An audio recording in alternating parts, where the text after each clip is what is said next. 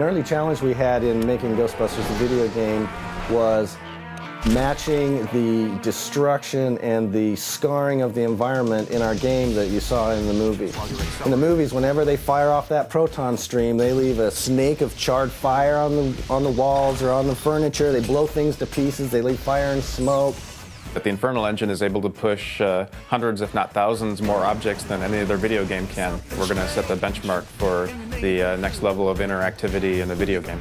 The engine and the technology that we have here is excellent. The physics engine itself is actually pretty astounding. We are doing some breakable things in game with physics objects and destructive elements that I don't think anybody else is actually doing. We don't stick around and clean up.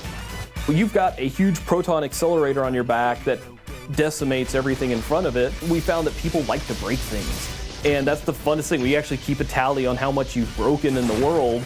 The biggest thing that we're using right now from Infernal that we really started pushing a lot more with Ghostbusters is simply the physics system. We can simulate way more stuff than pretty much anybody else can right now.